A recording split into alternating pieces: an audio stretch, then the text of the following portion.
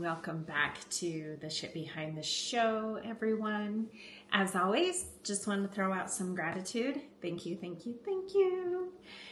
Thank you to all of you who are going along my journey with me so I can help you with yours. I've got to get more comfortable here.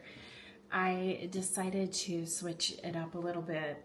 I've been recording in a different area in my house lately because it just feels nice to have a different view. So someone the other day said my background looks like a backdrop for like Zoom or something. I'm like, oh, thanks. No, it's just me and my OCD. So anyway, yesterday I discussed setting healthy boundaries and some of the ways that we can discover whether we are setting healthy boundaries, whether we have, and what that can do for us. I discussed how it can help with our confidence and our self-esteem. Today I want to discuss examples of unhealthy boundaries. Of course, the opposite of yesterday's episode. I discussed sharing too much and too little right away. And an unhealthy boundary, one, would be sharing too much too fast with people that you are just meeting or coming in contact with or whatever it may be, different relationships. But on the flip side of that is being closed off and not sharing enough. Just having the walls up. And I used to be so guilty of this. When I was first divorced and first getting out there from, being married for 15 years and then discovering the single life, navigating this new life that I had created for myself, I remember just being completely closed off, high walls. And I'm probably still working on that a little bit in some areas of my life. There are some people that I am a person who feels energy, and that may resonate with some of you. Some of you may think I'm cuckoo. That's fine, whatever. But I feel, I pick up on people's energy, and I can usually tell if people like me, and if they don't, if they feel threatened by me, if they're intimidated, or if they're trying to intimidate me. I hate that about myself. I'm very empathic. I think that comes from a lot of trauma in life. I was asked the other day, why are you single? Why aren't you married? Trauma. Thank you. Thank you. Thank you, life. I've been through it all, and it has caused me a huge delay in having that lifelong partner. I am now ready for that, however, but it's been a long road. If you know, you know, and if you can relate, I'm sorry, but thank you. So, closing off, I have been guilty of keeping high walls up and just not wanting to share anything. What does that cause you to do? It causes you to not set boundaries, not express your wants and needs, not express where you've been. I know a lot of people, and I'm going to just talk about dating life as an example, but I know a lot of people don't like to hear someone's shit like right out of the gate. However, it is important to express your desires in life. Where have you been? The path you've been on, what you've learned from it, some of the trials that you have faced and overcome, so someone can get to know you better and understand, again, your boundaries and where you've been and why you are the way you are. In my shoes, people are like, oh, well, I can understand why she's so messed up or has been or whatever, or why she's single. I hate that question. Why are you still single? Well, I've chosen to be, right? Up until this point, like that's been what I wanted.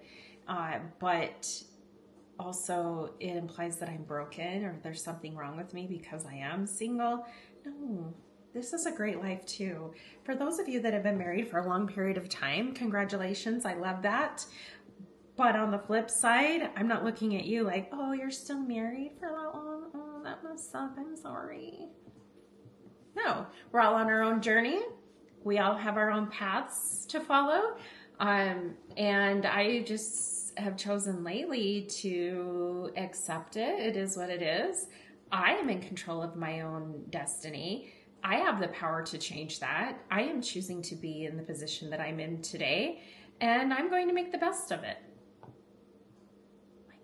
Just kidding. So anyway, don't overshare, but share. It is important to share your story and your wants and needs. Inability to say no for fear of rejection or abandonment. Again, do I just have every issue under the sun? Because due to childhood, again, I have abandonment issues or have had in the past. So again, it led to codependency, and it led to me being a doormat and having the inability to set healthy boundaries because I was so afraid of rejection, so afraid of abandonment. What if they leave? What if they don't like me? Oh my God, what if? What if? What if the sky falls tomorrow? Like, what if? I don't know, that's extreme. But I was so terrified of what if they don't like me? Well, I am not for everyone. Everyone is not for me. That's okay. I promise, if you do not set that healthy boundary and learn the word no, practice with me, no, then you are going to have so much resentment toward others strictly because of your own actions and inability to say no. So learn how to say no. A weak sense of your own identity based on how you feel about yourself and how others treat you or how others will perceive you. That is another one. I am so proud of the fact that I know who I am. I live in a land of Delulu. My best buddy this morning, I called him and I was being all goofy and I'm like, it's just me, you know me, I'm just goofy. And he's like, we love your goofy side and your Delulu side and your crazy side, as well as all the other sides. So it's okay. We know you're a little wackadoodle. And I'm like, I know, it's me. What are people going to remember me by when I move on?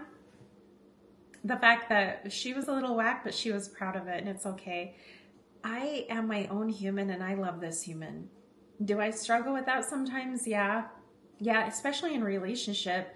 Sometimes we still want that validation that we are just fine and our partner just loves every bit of us. That's not always the case, and it doesn't have to be. My partner does not appreciate a lot of the things that I do in life, and we've just chosen to agree to disagree. There are a lot of values that I have that he does not. There are a lot of things I believe that he does not. And it's just okay. It's okay. If it's too much for one or the other, then we both know that we're free to move on, and that's okay as well. Maybe we're not for each other. Maybe we are. Accepting that we are different is empowering for both your partner and yourself. And again, I fully know who I am. I love who I am, both inside and out. And I'm proud of me. I'm proud of the path that I have been on, the paths I've chosen. I'm proud of the work I've done on myself. I'm proud of the fact that I am a kind human. And I don't choose to follow a mold of anyone else.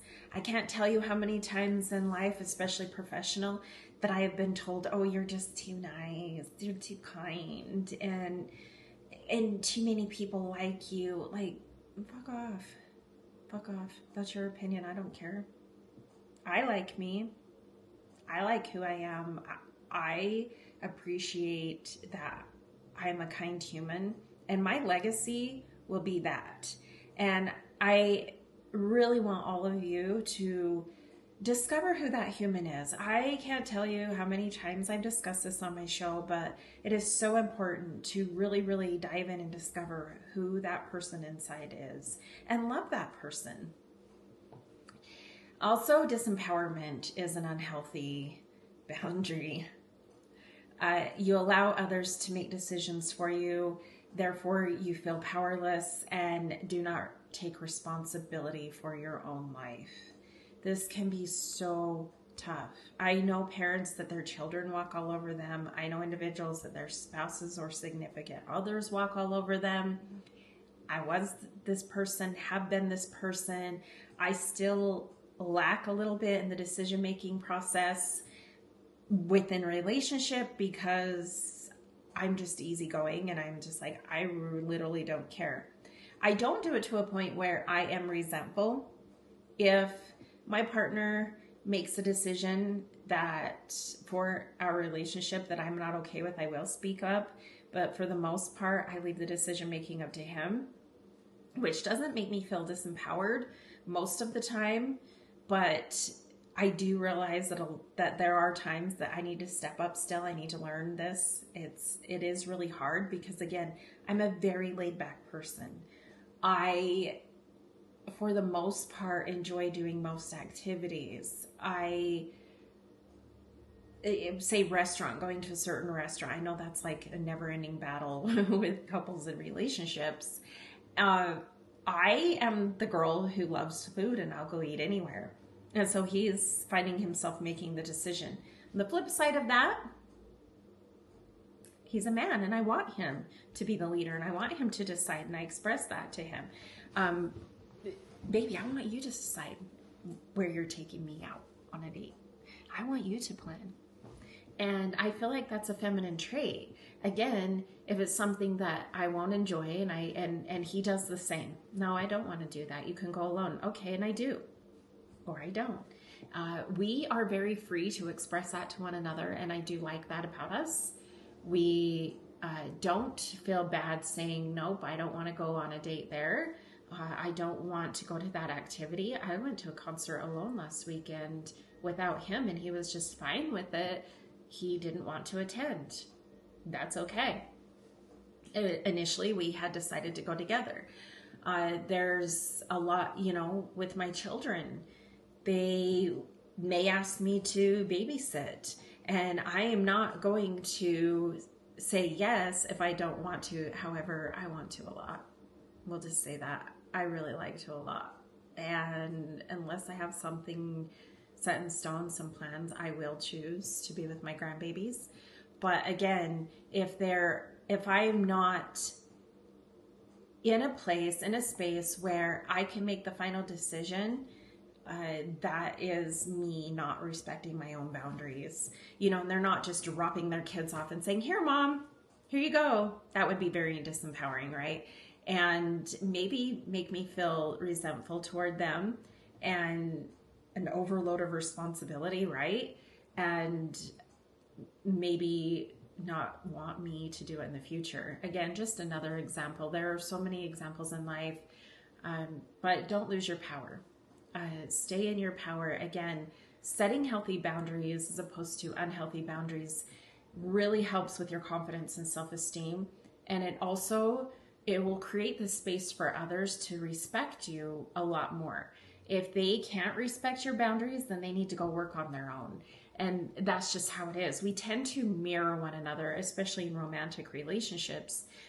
And so much toxicity can be created and formed from a relationship that doesn't have healthy boundaries, doesn't respect, also doesn't set those for the partner. It is so important early on when you first start dating someone, especially when you decide to be exclusive, that you are sitting down with them and saying, okay, these are my boundaries. This is what I will accept. This is what I won't. This is when hard boundary, like a no-go. This is non-negotiables, won't stand for that. And hopefully your partner respects that. If your partner can't respect that, it's probably good to close that door and walk away. I've had to do that many times in my life, and it is hard because you become attached to someone, and it's really hard if you have a past of people pleasing to respect your own boundaries and really set that in stone for others to respect as well. But I'm telling you again, if you walk away and you respect yourself, they're going to sit back and be like, oh shit, that was fucking hot. Men love a woman who will set her own boundaries and stick to them. I'm just saying, it is very sexy to them. If it isn't sexy to them and they don't want to respect it, bye boy, you're a boy. You need to grow up. You're a Peter Pan. Sayonara. I don't know where that just came from. Anyway, they innately, it's in them, in their DNA, to think it's attractive for a woman to set those boundaries, but yet be in her feminine and let you plan things for them, but also set that boundary of, nope, I don't want that. I know the word no. So remember, those are some of the unhealthy boundaries, and practice these. In your everyday life, I want you to be very self-aware of where you're setting boundaries, where you are lacking healthy boundaries, and if you're really respecting yourself by sticking to those boundaries. Thank you for joining me today. Much gratitude to all of you. Please go find me on YouTube, subscribe. Once I hit a certain number of subscribers, I'm not going to share that yet, I will be giving away 2 of my favorite books to some of you. Find me on TikTok, Tan and Blonde. YouTube is also Tan and Blonde. Instagram, The Shit Behind the Show. Facebook, The Shit Behind the Show. And of course, all of your favorite podcasting platforms. Until tomorrow, thank you again for joining me discussing boundaries. Love you all. See you next time. Bye.